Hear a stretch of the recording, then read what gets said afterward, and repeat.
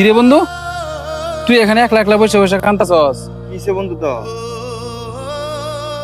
বন্ধুরে, এই জীবনে এত কষ্ট আর সহ্য করতে পারতাছি না। তোরা তো জানোস আমার বাবা মা নাই, আমি এতিম মানুষ। অথচ দেখ, আমার চাচা আমার বাড়ি থেকে বের করে দিতে চাইতেছে। এই বাড়িতে আমার বাবার সম্পত্তি আছে, সেই সম্পত্তিও আমারে দিব না। আমারে প্রতিনিয়তই বাড়ি থেকে বের হয়ে যাবার। আমি এখন কি করবো বন্ধু? কি কোস বন্ধু, তোর আপন চাচা তোর সাথে এরকম করে? সে তো কাজটা ঠিক করতেছে না। তাছাড়া তোর বাবার সম্পত্তি, তোর অধিকার আছে। তোর চাচা আসলে কাজটা ঠিক করতেছে না, সম্পূর্ণ অন্যায়। চল তোর চাচার কাছে যাই।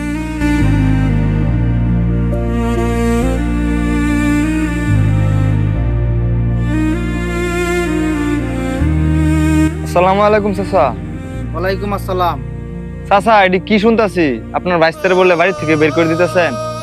আমার বাপের সম্পত্তি, আমি কারে রাখবাম না রাখবাম এটা আমার ব্যাপার। তোমরা কেডা? চাচা, আপনার তো কোনো ছেলে মেয়ে নাই, আপনার এত সয় সম্পত্তি কে খাবে? আর মরলে কি আপনি এই সয় সম্পত্তি কবরে নিয়ে যেতে পারবেন? তাছাড়া আপনার একটা মাত্র ভাতিজা, আপনি চাইলে তো তাকে ছেলে স্বীকৃতি দিতে পারেন। ভাতিজা, তোমরা ঠিকই বলেছ। আসলেও আমি দুনিয়ার অর্থ সম্পদের লোভে পড়ে নিজের রক্তকে অস্বীকার করতেছি। চাচা, আমার বাবা মা নাই, আপনি আমার বাবার মতো।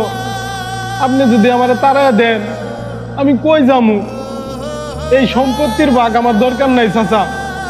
আপনি শুধু আমাকে একটু আপনার সাথে থাকতে দেন, আমার এই বাড়ি থেকে একটু জায়গা দেন। আমি আর কিছু চাই না, এই সম্পত্তির ভাগ আমার লাগবে না চাচা। আপনি ছাড়া এই পৃথিবীতে এখন আমার আর কেউ নাই, শুধু আমাকে একটু থাকতে দেন। ভাতিজা, আমার ভুল আমি বুঝতে পারছি। আজকে থেকে তুই আমার সন্তান। চাচা।